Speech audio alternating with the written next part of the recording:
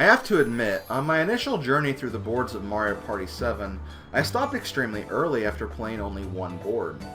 Over time, I eventually experienced all of the boards, but I didn't have a true full revisitation until I did my playthrough back in 2010. After spending enough time with the game, I finally realized what my initial problem with the game was. The actual board game playthroughs drag on. There are so many events that happen in this game that just completely break the pacing, and a large majority of these events can be attributed to Bowser Time. Bowser Time is an event exclusive to Mario Party 7 where after 5 turns, Bowser appears and must have his time in the sun to make your life a living hell. In most cases, he'll just increase the number of spaces, replace the orb shops with Bowser orb shops, or do some event where he takes coins from you. The mic also gets some extra love in this game by having mic spaces where, you guessed it, you must drop everything and play a small minigame for coins. Combine these things with the long Bowser and DK minigames that I talked about in yesterday's video, and some turns can take up to 5 minutes to complete. These will lead to moments where you're just praying for those spaces to not be landed on, just so the game can continue with very little interruption. The orb system is back for Mario Party 6 with very little change. There is an addition, though, where characters have their own unique items. Some of these items can be absolutely broken, though, especially in the right scenario. Another thing I should mention is the 8-player mode, although to be frank, there actually isn't much to say about it. You see, there are no specific 8-player boards in this game. In fact, 8-player mode by itself is really just an alternate mode of play you can do, much like team play, although 2 players control one character, and the minigames are 8-player minigames. That's really about it. Once again, doesn't really add anything to the main Mario Party 7 experience aside from just being something else to do. Finally, Mario Party 7 continues a tradition set by 6 where every single board has a different objective for attaining stars. 7 definitely goes more out of the comfort zone, but I do think the results are a bit more interesting. How so? Well, let's jump into the thick of things and find out. Number 6, Pyramid Park. Okay, so if you watched Mario Party 6 and played Mario Party 7, you probably expected this being my last pick on the board ranking. However, I will give Pyramid Park a bit more credit where I think it's due. On the whole, I think Pyramid Park is a lot better than Snowflake Lake as a board. The layout is more interesting, the board events are more engaging. For this type of playstyle, it's solid. With that being said though, I am still just not a big fan of it. That has nothing to do with the look of the board or even how the board plays out, but the execution just doesn't mesh well with me. If you love this type of playstyle, more power to you. You go, girl, and stay mellow, fellow. But as far as I'm concerned, it's just not my cup of tea, and that's all there is to it. Number 5, Grand Canal.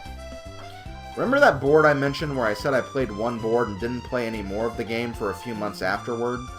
That board would have to be Grand Canal. On the whole, this board is not necessarily a bad one, far from it.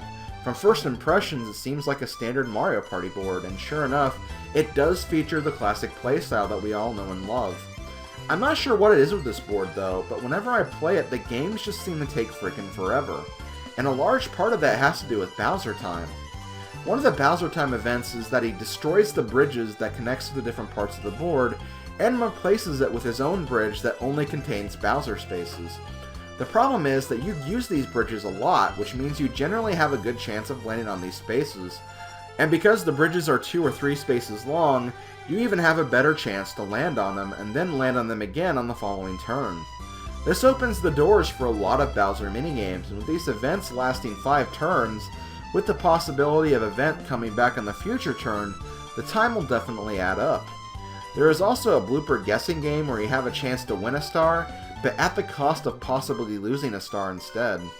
Just so many things in this board that all in all just don't seem to add up to having a good time for me. Number 4, Windmillville. On the subject of drastically changing gameplay styles, here's another one that completely changes the name of the game from Mario Party to Investments. As you can tell from the look of this board and the name, the board is a field of windmills. Each windmill is worth a certain amount of stars, and whenever a player walks by the windmill, they can invest a certain amount of coins of their choosing into the structure. Whoever invests the most coins will be the owner of the windmill and will have the amount of stars that the windmill is worth. So the goal here is to invest as many coins as possible into all the different windmills. The windmills worth 2 and 3 stars will definitely be of extremely high value to you, but don't completely ignore the 1-star windmills either. A lot of the board mechanics will involve getting from one area to another, or small events that can affect certain windmills and who owns them. Bowser can also cause some mischief to completely turn the game around on any unsuspecting player. I have to admit, I do like these boards a lot more than I like the Stealathon boards like Snowflake Lake or Pyramid Park. Plus, I have a guilty pleasure when it comes to math, statistics, and investments. So this board is pleasing to me as a lover of those things. It's not my favorite in this game, however, so it's going to have to stay put with a solid number 4. Wow, this vacation is almost over and I haven't even had my tropical drink yet. Let's see. Well, first, let's start with some orange juice. You know, oranges are somewhat tropical. There's tropicals you can probably get in Indiana. Let's fill it. It's about here. That works. What else do we got? We got some other juice that smells like pineapple. I guess that would be the most tropical fruit that you'd find in Indiana. Kind of running low on ideas here. We have Propel Fitness Water Kiwi Strawberry flavor. Let's just put this in here. Okay. Now we have to actually have some actual fruit. So I got some strawberries here. And I'll just drop 2 in the drink. Ugh. Okay, that'll do. Then we have some green and red grapes. I'm going to go with the green ones because there are some seeds in the red ones, and I don't want to deal with seeds. I'm on vacation after all. So I'll put these in here. And, you know, every drink has to have one very mysterious and sweetened ingredient, and the only thing I found was maple syrup, so I'm gonna just drop a little bit, not too much. Let's see, that should do it. Okay, well, oh, I almost forgot the most important ingredient, bendy straw. Let's put this in here. Kudos to a great vacation.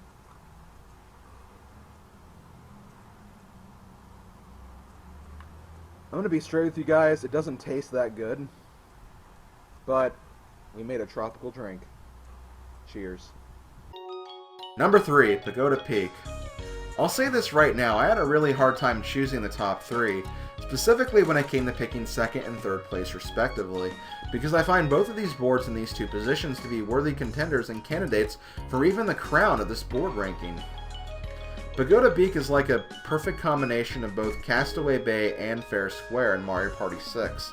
Like Castaway Bay, the board itself is one giant linear path to the star, without the added frustration of having a star and Bowser flop at every instance. And like Fair Square, the star has a fluctuating price at every stance, without the added chaos of being able to buy multiple stars at once. And I have to say, the meshing of these 2 boards does work out pretty damn well. I still enjoy Fair Square more, but this is definitely better than Castaway Bay. This entire board takes place on an Asian pagoda that you must climb and reach the very top, where Koopa sells you a star for a price of 10, 20, 30, or 40 coins. This price changes after every purchase of the star, but there are some events that will also change this price as well. There are also some very notable events as you climb up the pagoda. You can hitch a ride on a firework and be taken further up, or near the very top. You can enter a Cave of Wonders ripoff cave after dousing its flames for a small coin reward. Bowser will also be fighting you on your ascent as well, so watch out for his nasty tricks during the climb. On the whole, definitely a board worthy for the top 3. Number 2, Bowser's Enchanted Inferno. I think this is the highest rated Bowser board on any of the lists that I've done so far, and even though they've been pretty solid for the most part, I do think this is the best one. First off, Bowser is once again extremely predictable with his themes, although this time he is definitely the most clear about it, having his board over a straight up ocean of lava. This board also features one of my least favorite mechanics from Mario parties of old, island hopping, but I feel like for one of the first times, this board actually got it right. It's fairly easy to get from one island to the next, and there are multiple ways to do it, along with different directions you can move, so it never really feels like you get the shaft if you miss out on making it to the star in time before another player does. Also, during Bowser time, Bowser will sometimes sink the island that has the star in the lava for a few turns. This will cause the star to move and players on the island to lose coins. While this could be frustrating, I personally feel like this is a good wrench in the works moment, because one of my biggest problems with island hopping in past Mario Party games were those moments of no progression, and in this case it actually feels like it amounts to something. Overall, an extremely solid board of Mario Party.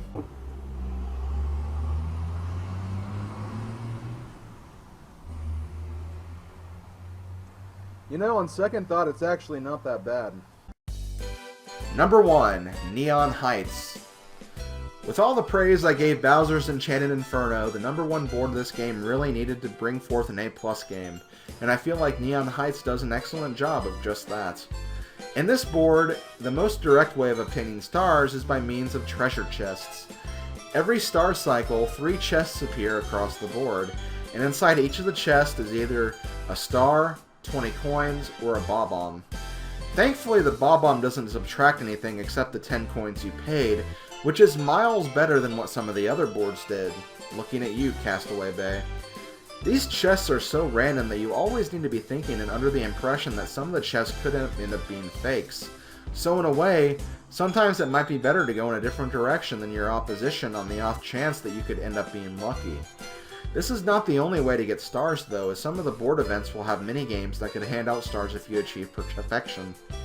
Speaking of these board events, I feel like this board did an excellent job with them, as all the events are really fun and engaging to the player. On the west side of the board, you have a western shootout scene where you shoot Koopa Kid targets to get coins and try to avoid shooting the good guys. On the east, you have a baseball game where you try to hit as many home runs as possible in the time limit, and for every home run, you get a coin bonus. All of these events, the beautiful engaging scenery, and a board mechanic that honestly is pretty reasonable considering what it could have been, makes the board a very enjoyable experience, and a board I wish I could have played during my very first playthrough of Mario Party 7. In other words, the best board of Mario Party 7. Well, sadly our vacation has come to an end, but at least we learned a lot this weekend about the finer points of enjoying a good vacation when you actually get one. Otherwise, you're going to be harassed by a giant Turtle King the entire time, or even worse, you have to spend an afternoon on your front porch drinking disgusting drinks and having to listen to motorcycles zoom by your house because you live down the street from a biker bar. Without further ado, though, this has been Mario Party 7 weekend, and I leave you guys with this. I'm so happy, ha-ha, happy-go-lucky me. I just go my way, living every day. I don't worry and don't agree.